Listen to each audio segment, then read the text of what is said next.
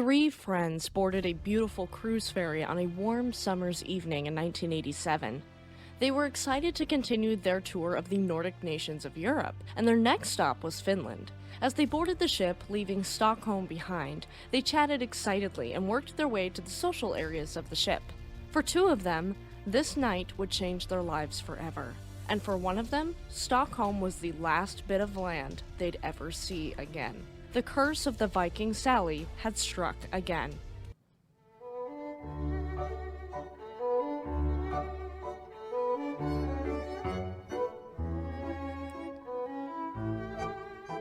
Welcome to Fast Facts Friday. My name is Eleanor. Just a quick disclaimer for a younger audience before we dive in.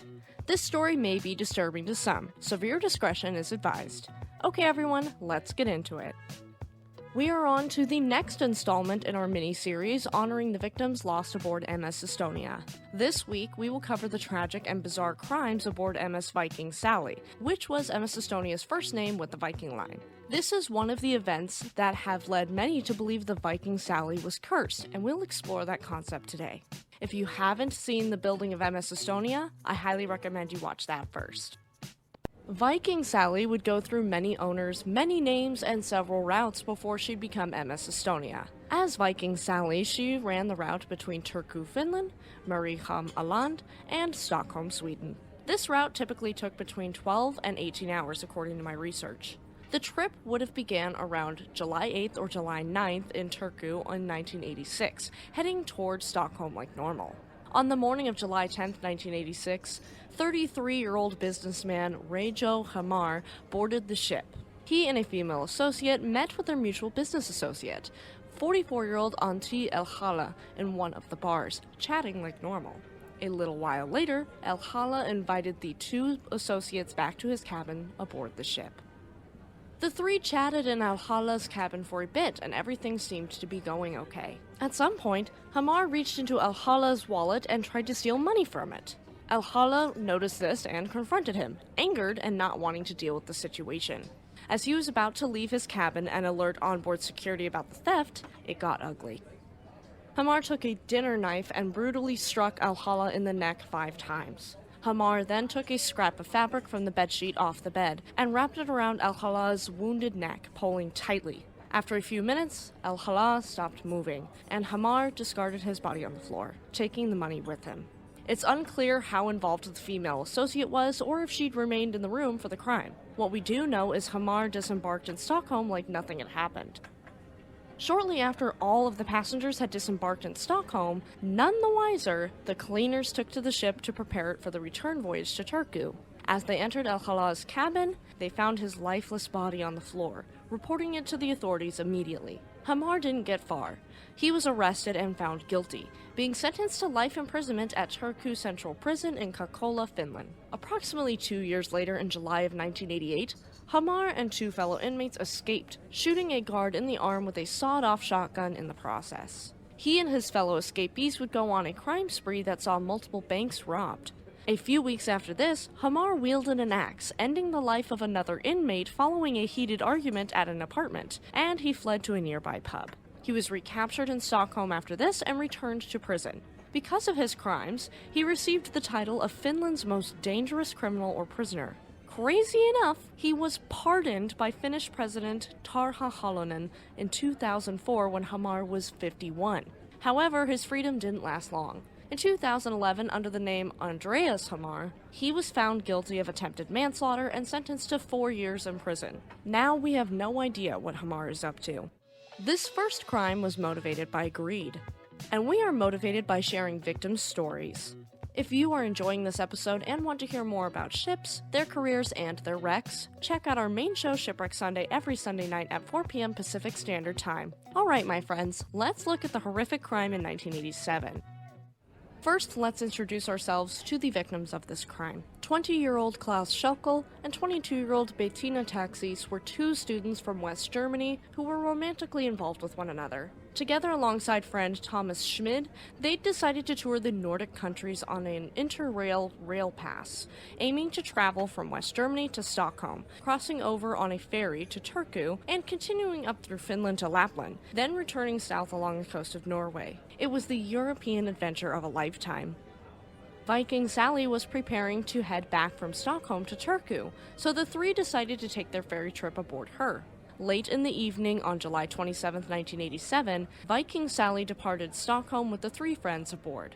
That night, they mingled with numerous other passengers, including a young British man on his way to meet a Finnish woman he'd met earlier, and a Finnish car parts dealer returning from a business trip in Germany. Schulkel and Taxis were both very outgoing and social butterflies, while Schmid was more reserved. Due to their limited funds, the three did not reserve cabins, instead deciding to sleep in a public area of the ship. Around 1 a.m. on July 28th, Schulkel and Taxis fetched their sleeping bags from inside the ship, and Schmid was asleep in a public area with their belongings and backpacks on one of the lower decks. Schulkel and Taxis headed out for the open-air 9th deck near the stern of the ship, where they'd earlier identified a sheltered spot next to the ship's helipad. This location was dimly lit only by a broken lamp. I'm sure this was nice and secluded and romantic for them, and that's probably why they chose this spot.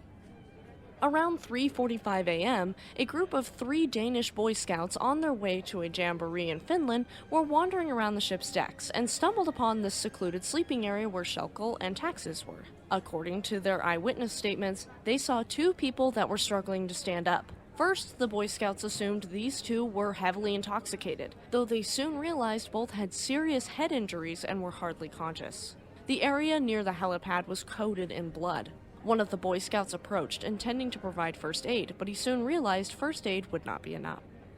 They then alerted the ship's front desk, who dispatched the ship's captain, on-call nurse, and security operative. The nurse immediately knew how serious these head injuries were and turned to the captain, asking for him to call a Finnish Coast Guard rescue helicopter to be dispatched to take the 2 victims to Turku University Hospital. They could not wait for the ship's arrival tomorrow morning. At 5:48 a.m., the victims finally reached the hospital. However, Schulkel was pronounced dead on arrival despite the ship's nurses' attempts to resuscitate him during the flight. Taxis was in critical condition from heavy blows to the head. According to a chief investigator, this crime was later described as, quote, especially ferocious. Despite the fact the crime almost certainly took place within the jurisdiction of Åland, the Finnish Ministry of Interior decided that due to the significant investigative resources needed, the Turku Regional Police and the Finnish National Bureau of Investigation, or NBI, would head the investigation. After the helicopter dropped off the 2 victims at the hospital, it would transport the first police investigators and crime scene technicians, and they'd arrive at 6:30 a.m. The ship docked in Turku at 8:10 a.m., and the police had it surrounded, aiming to seal in the perpetrator who was still thought to be on board. Initially, police planned to interview and video record all passengers as they disembarked, but soon realized this was an impossible task due to the sheer number of passengers aboard, around 1,400 of them to be exact, and so they excluded families with children and the elderly. They detained persons of interest, including Thomas Schmid. The young British man they'd met on the ship was also detained, as his clothes were stained with blood in the morning, though he claimed it was because of a nosebleed. Schmid was quickly ruled out, but the British lad was repeatedly interviewed until forensic studies confirmed that the blood on his clothing was almost certainly his, though remember, this was the 1980s, and so forensics was in its infancy. Just a month later, in August of 1987, local fishermen discovered a plastic bag full of clothes on the uninhabited skerry of Lilla Bjornholm, outside Korpo in the Turku archipelago, about 200 meters from the sea lane used by ferries to and from Turku. The fishermen found it odd, but left it there. A year later, they returned to the spot and the same bag of clothes was still there, so they passed on this information to the police. The police collected it, and investigators published the bag's contents, including the fact that a glove inside the bag was monogrammed with the initials HK. They stated some forensic evidence suggested the clothes originated from the Viking Sally, but this did not lead to any breaks in the case. Over the next several years, investigators would laboriously comb through the video footage of passengers and trace and interview as many of these passengers as possible. Unfortunately, some could never be identified. They sailed on Viking Sally repeatedly, hoping to find more clues, but failed. Forensic technology would begin to advance, and as this happened, the evidence gathered provided some clues, but ultimately not enough to solve the case. There were no eyewitnesses, no useful CCTV footage, and no apparent motive. Taxis had no recollection of the event either, so all of these factors made solving this crime almost impossible. Despite the massive scale of the police work, the investigation was discontinued in the 1990s, left cold. Decades later in 2019, the police revealed that finally, they had a prime suspect in the case, but they didn't release the suspect's nationality, age, or sex, confirming only that the person was alive and thought to have acted on their own. Later, they added that the perp might not have known the victims, making this a random attack. Fast forward to September of 2020, and the Turku police announced they'd solved the case and were passing their work off to the prosecutors. In December of that year, a district prosecutor announced charges had been filed against a Danish man born in 1969, one of the former Boy Scouts who discovered the victims, and he would have been 18 at the time. In court, he was referred to only as Herman H., though his name was Herman Himley. The trial began on May 24, 2021, in the District Court of Southwestern Finland.